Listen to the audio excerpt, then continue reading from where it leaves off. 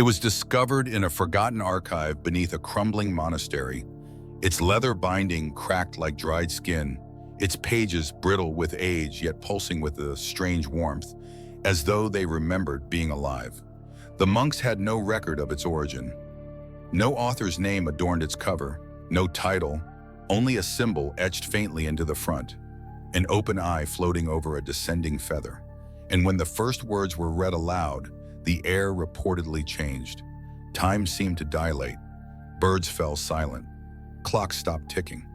It was not just a book. It was a revelation cloaked in paper. A lantern passed from soul to soul, whispering truths too old for language and too vast for doctrine. This, they claimed, was the mysterious book that reveals exactly what happens when we die. If you've ever stood at the edge of a great question, the kind that echoes through your bones at night and wakes you with a weight you can't name, then stay with me until the end of this video. What lies ahead is not entertainment, it is remembrance. If you haven't already, take a moment to subscribe to this channel, because the journey we're about to embark on doesn't merely inform, it reshapes. You'll want to walk this entire path. And who knows, you might not be the same person by the time we reach the end. From the moment we become aware of our own impermanence, death becomes the silent architect of our lives.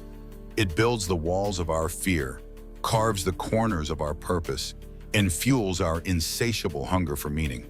We build religions, philosophies, technologies, even entire civilizations, all subtly shaped by what we don't know about what happens next. It's the ultimate blank page in our story. And yet, some claim it's been written all along in symbols, in dreams, in sacred geometry, and forgotten scripture.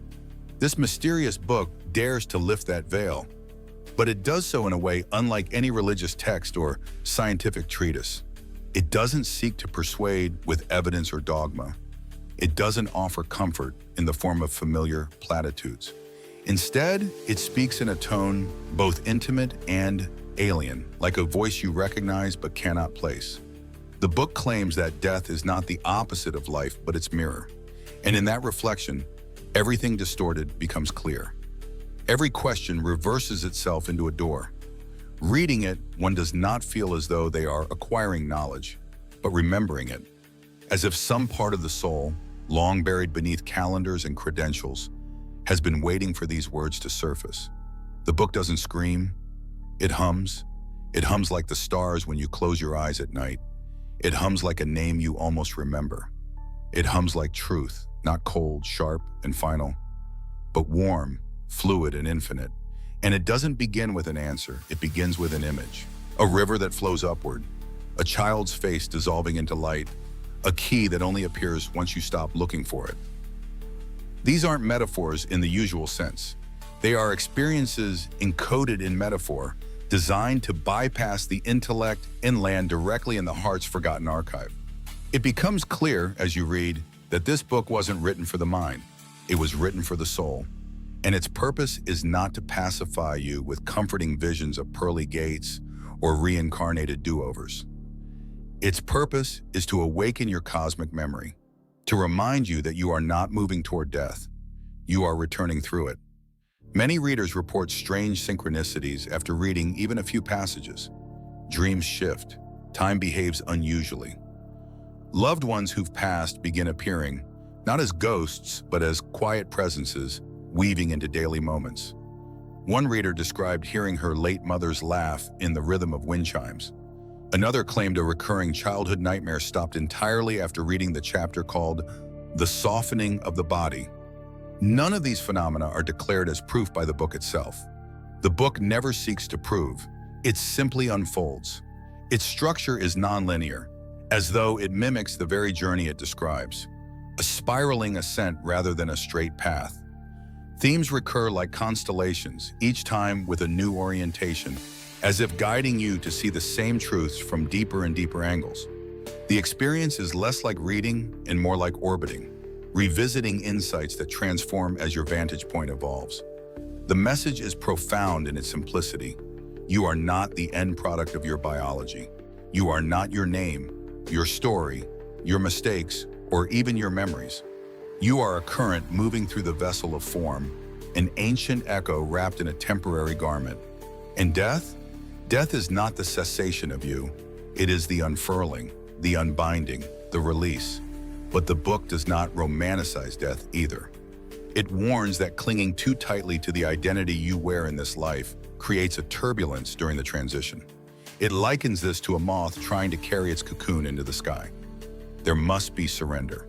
There must be a willingness to shed, because what lies beyond is not a continuation. It is a transformation, a rejoining of the whole. This is only the beginning of what the mysterious book that reveals exactly what happens when we die has to say. In the next section, we'll explore the core themes and guiding concepts that pulse through its pages, ideas that shake the scaffolding of material life and call us to remember the deeper architecture beneath it all. At the heart of the mysterious book that reveals exactly what happens when we die is a single elegant premise, one so disarmingly simple and yet so cosmically layered that it rearranges the entire landscape of what we think we know. You were never born, and you will never die. What we call life is not the full symphony, but a single note. And what we call death is not the end of the song, but the silence between the notes, pregnant with continuation, change, and return. The book insists that consciousness does not emerge from the body like steam from boiling water, but instead uses the body as a lantern through which to cast its light. And when the lantern breaks, the light is not extinguished. It is freed. The soul, it says, is not inside us. We are inside it. What dies is only the outline we mistake for identity. Like a sandcastle crumbling back into the shore, we return to the field from which we came, shapeless, eternal, and luminous. But to fully understand the message, we must begin to see life itself as the preparation, not for death as an ending, but for death as a metamorphosis. The book offers a recurring metaphor, that of a diver descending into a deep sea.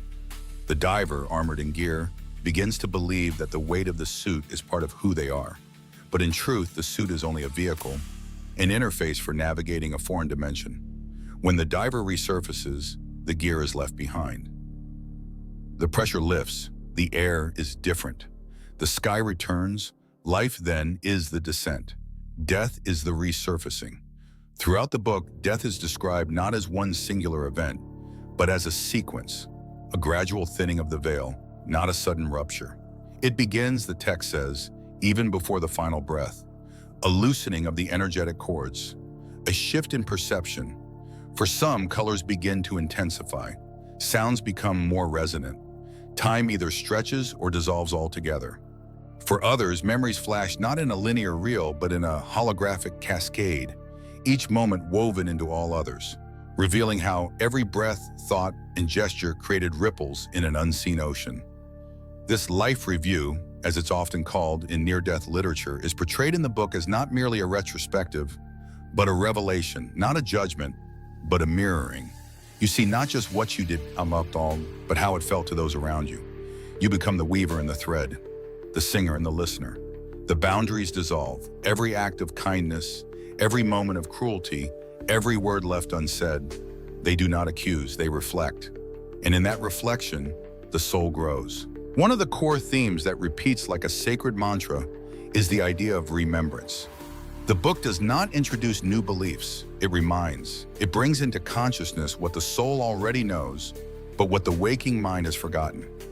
In that way, reading the book becomes an act of waking up from the dream of separation, a realignment with the original frequency from which we came. The deeper self, the self behind the self, begins to stir.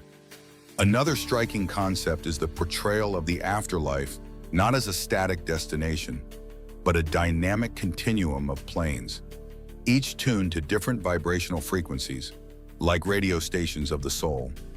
Where you go after death is not a reward or punishment, but a reflection of your internal state at the moment of transition. If you are heavy with fear, you gravitate toward heavier realms. If you are clear, open, surrendered, you rise.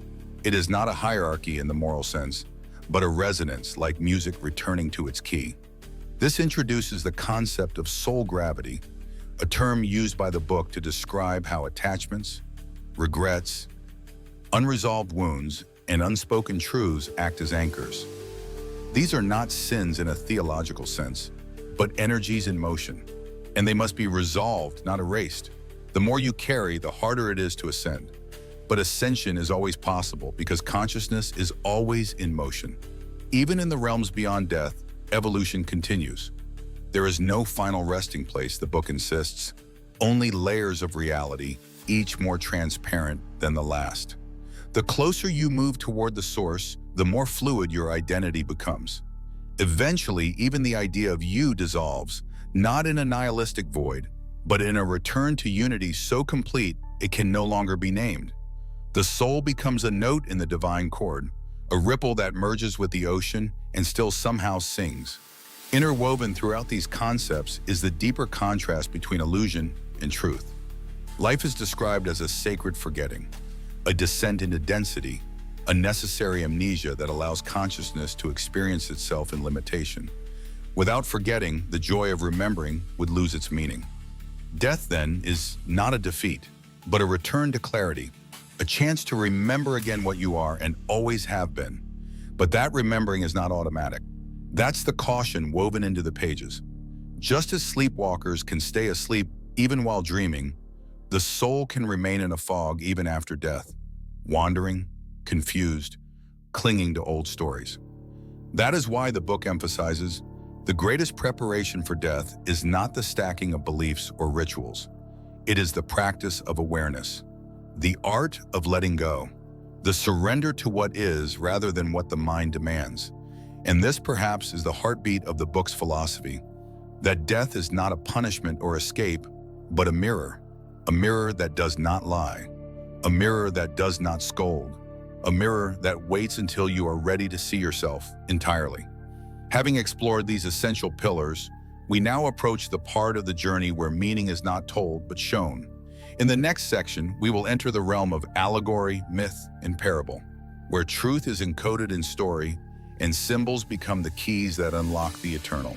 When the language of fact becomes too brittle to hold the weight of truth, story takes over. Symbols rise where logic cannot reach. This is where the mysterious book that reveals exactly what happens when we die becomes most hauntingly beautiful, not in its doctrines, but in its dreamlike parables, whispered like half-remembered songs from the soul's ancient childhood. In these stories, death is not merely explained, it is experienced. And through these symbols, something stirs deep within the reader, as though the tales are not being heard for the first time but remembered. One of the earliest allegories is titled The House of Infinite Doors. In it, a soul awakes after death to find themselves in a vast, circular house, each wall lined with countless doors. There is no ceiling, only a dome of stars above, pulsing with a slow, living rhythm. Each door, the soul learns, leads to a memory, not just of their life, but of all lives their soul has ever touched. Behind one door, they relive the moment they comforted a stranger in a park, unaware that the gesture prevented a suicide. Behind another, they feel the pain they caused in a careless betrayal, this time from the perspective of the one betrayed. The doors do not judge, they reflect. But there's a twist. The soul cannot leave the house until they have entered every door. Only by walking through every chamber of consequence can they begin to feel the shape of what they've become. The house is not a prison. It is a mirror, curved into infinity. And in walking its halls, the soul begins to transform, not by force, but by recognition. Each memory becomes light. Each reckoning becomes a wing. Until finally, the house itself dissolves and the soul ascends. Another tale, perhaps even older, is called The Bird Who Refused to Sing. It follows a luminous bird who, while flying between worlds, is given a gift, a melody that holds the truth of what lies beyond death. The song is so beautiful, so perfect, that it could awaken anyone who hears it.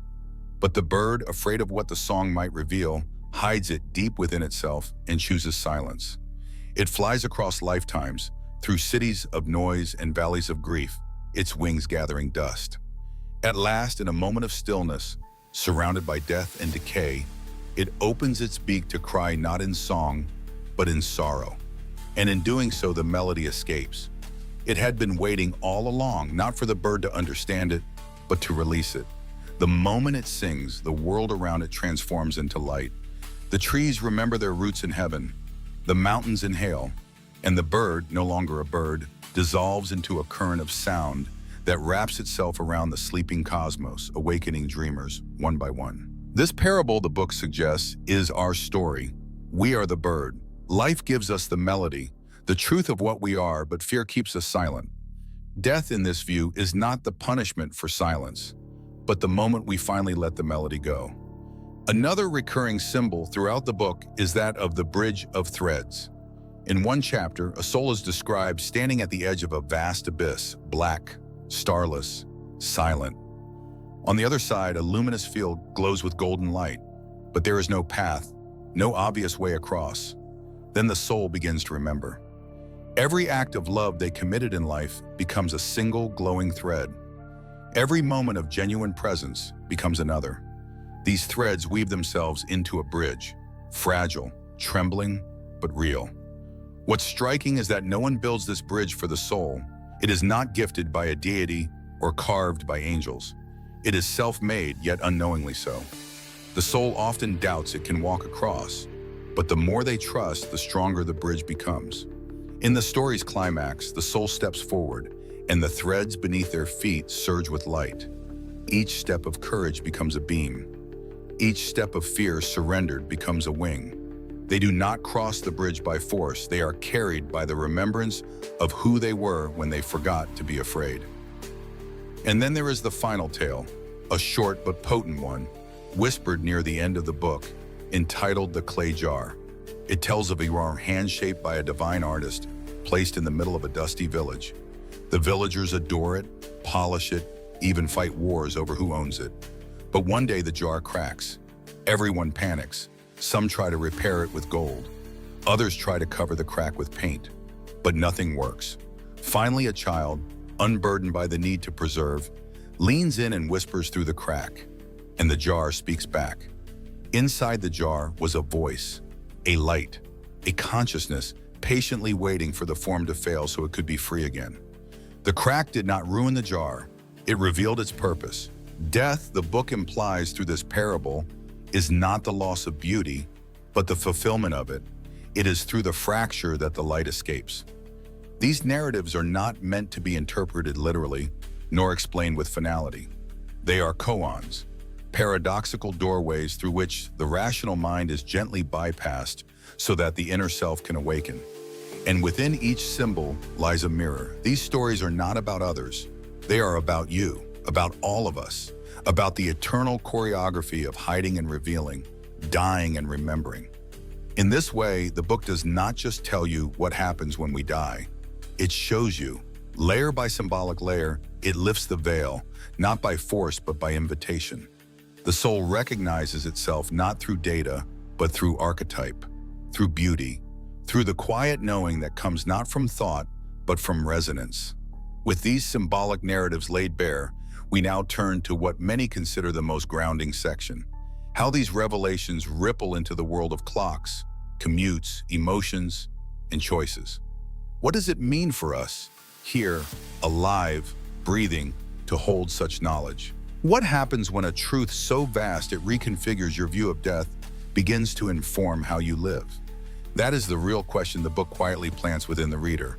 Not just what awaits us after death, but how we live in the shadow of that knowing. The mysterious book does not exist to give us the satisfaction of answers. It exists to awaken the urgency of right relationship with life. After the parables have stirred the soul and the cosmic metaphors have opened new internal corridors, what remains is the quiet, piercing whisper of integration. How now shall I live? The first shift reported by those who've truly absorbed the book is the collapse of urgency around things that once held enormous weight. It's not that responsibilities vanish or that relationships dissolve. Rather, the gravitational pull around ego, conflict, material gain, and social posturing begins to fade. You start to walk more slowly, not because you're lazy, but because you are present.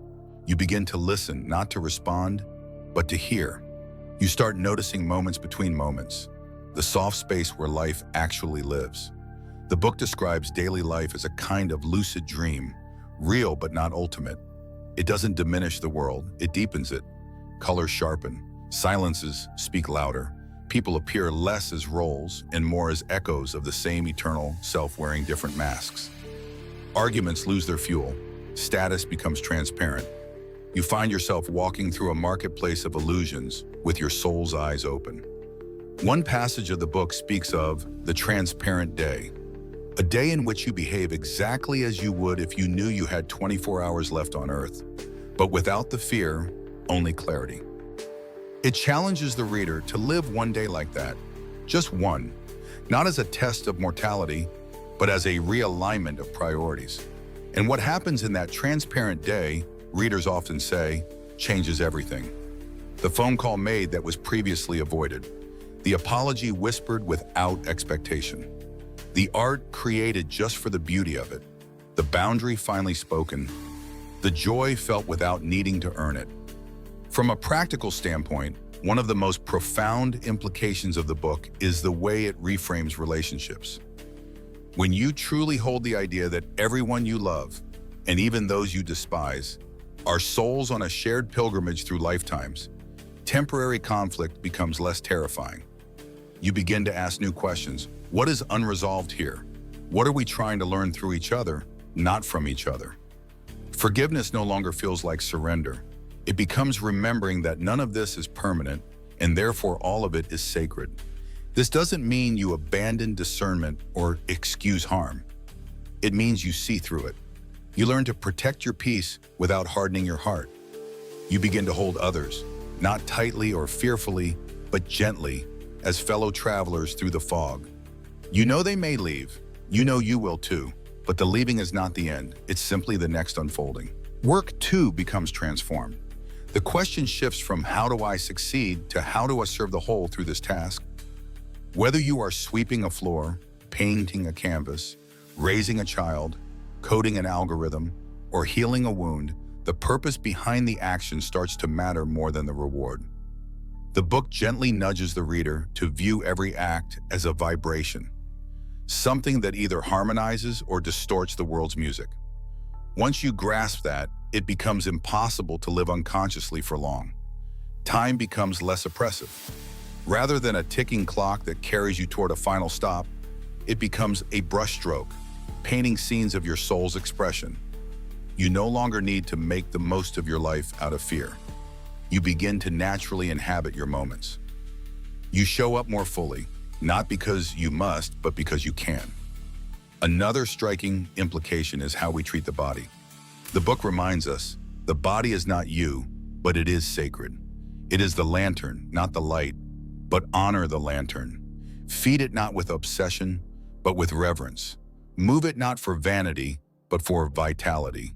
Let it be a temple without making it an idol. When you begin to see the body as a temporary robe worn by eternity, your care for it transforms. Self-love becomes an act of alignment rather than indulgence. Perhaps the most profound real-world shift comes in the relationship with fear, especially the fear of endings. When you know, not just intellectually but viscerally, that death is not destruction but migration, fear loses its grip. You no longer need to cling to moments. You can let them pass like seasons. You can face risk with open eyes. You can let go not into despair, but into peace in what of grief. The book doesn't deny the ache of losing someone you love, but it reframes grief as a sacred fire, not a black hole. It is the soul adjusting to a new frequency, the heart learning to tune into presence without form. It tells us our departed are not gone. They are simply speaking in a new language, one that the soul learns to hear only through the stillness of mourning. All of this, these subtle, powerful shifts in perception, add up to something deeper than behavior change. It is not about becoming a better person. It's about remembering you were never separate to begin with, that your breath, your thoughts, your touch will echo out in both directions of time, that your life is not an isolated event, but a note in the song of everything. The mysterious book is not a guidebook in the traditional sense. It does not give steps. It gives sight. And in that sight, choices naturally evolve. Love becomes less conditional. Joy becomes less performative. Death becomes less terrifying.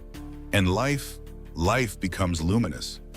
We now arrive at the final veil, the concluding segment of our journey through the pages of this mysterious book. What does it all mean, and how can we integrate its wisdom not just momentarily but transformatively? And now we reach the edge of the final page, not as an ending, but as a return to the beginning with new eyes. Like stepping out of a darkened theater into the light of morning, the truths revealed in the mysterious book that reveals exactly what happens when we die do not leave us where they found us. They have pulled back the veil not only from death, but from life itself. What was once cloaked in mystery has not become mundane. It has become sacred. The book never shouts. It doesn't try to convince. Its power lies in its quiet certainty, like an old friend reminding you of something you once swore never to forget. That you are not your fear. You are not your failures. You are not your titles or your timelines or the fragile scaffolding of your story. You are the witnessing awareness behind it all. You are the dreamer, not the dream. And death, so feared, so misunderstood, is simply the moment when the dream dissolves and the dreamer opens their eyes. This is not just poetry, it is architecture. It is blueprint. It is a call. What the book ultimately asks is not, are you ready to die? But something far more piercing. Are you ready to live as someone who cannot die? To live that way means no longer deferring your purpose to tomorrow. It means not waiting for permission to be whole. It means loving more fiercely, forgiving more freely, speaking more truthfully, and pausing more often to feel the miracle of breath moving through you. It means unlearning the noise and remembering the melody. And that melody, as the book makes clear, is not just for you, it is for everyone. When one soul remembers its origin, a light returns to the world. And lights, when gathered, do not just illuminate, they transform. The shift is not dramatic, it is gentle. It begins in the way you greet strangers, in the way you eat your food, in the way you hold silence without needing to fill it. The smallest acts, when aligned with eternity, echo through dimensions we cannot see.